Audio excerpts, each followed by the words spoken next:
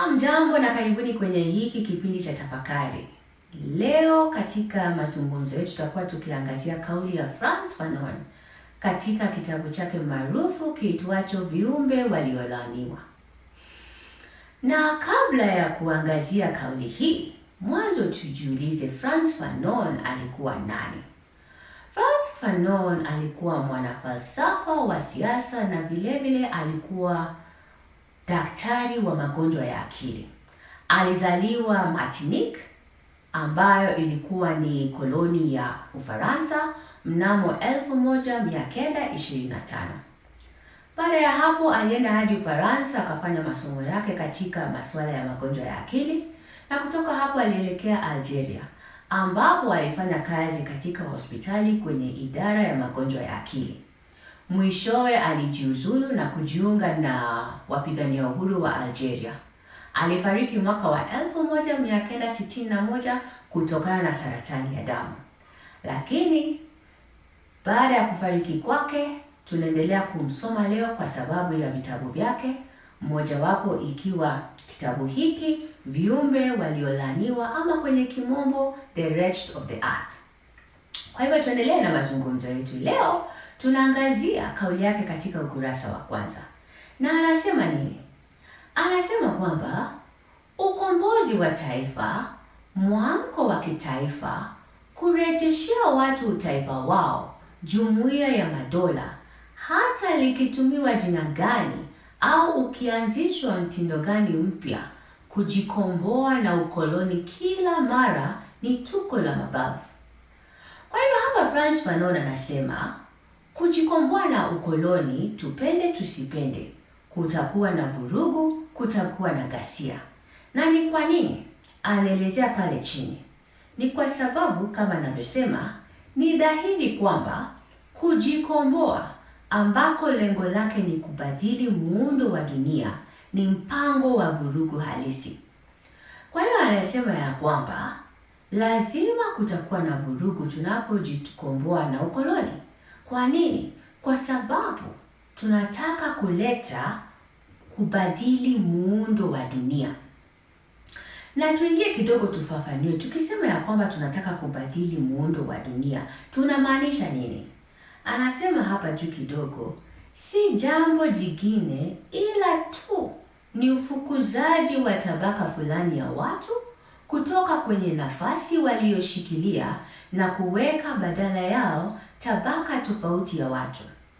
Kwa hiyo anasema ya kwamba kujikomboa na ukoloni lazima kutakuwa na vurugu.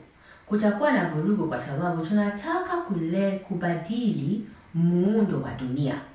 Na kubadili muundo wa dunia kuna maanisha nini? Kuna maanisha jinsi anavyosema kuondoa tabaka moja na kuleta tabaka jingine.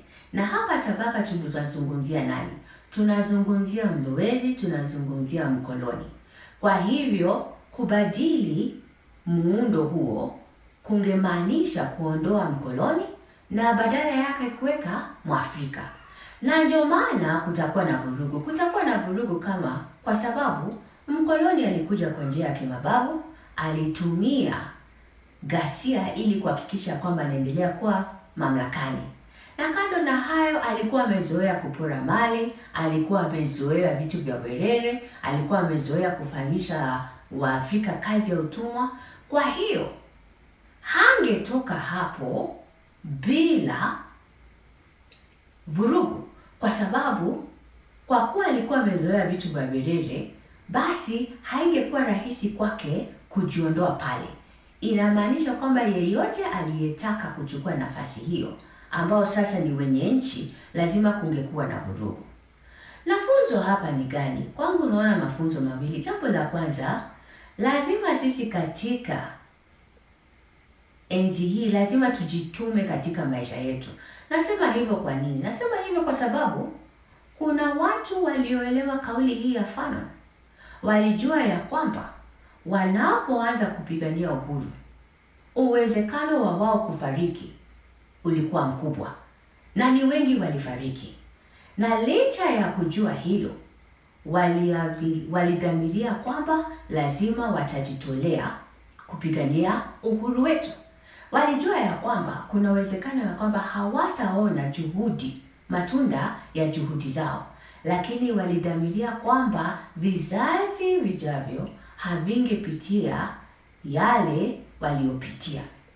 Na ndio maana nasema lazima tuonyeshe shukrani, kwa sababu kuna yule aliyejitolea kuhakikisha kwamba mimi na wewe hatuko katika mfumo huo wa ukoloni, chini ya mfumo huo wa ukoloni.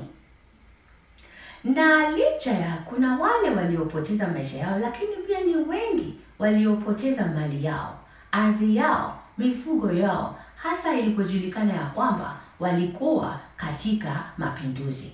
Na ndio maana tunasema leo lazima tuonyeshe hiyo shukrani, kwa sababu ni wengi waliojua ya kwamba hapa mambo yangekuwa mabaya sana. Na jambo la pili ni kwetu leo, lazima tuelewe ya kwamba ndio ukoloni uliondolewa, lakini ukoloni mambo leo bado upo. Uporaji wa Afrika unaendelea.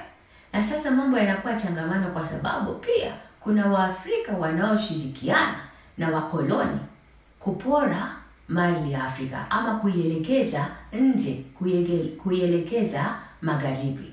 Kwa hivyo ni sisi kuelewa ya kwamba safari kama hii ni ngumu.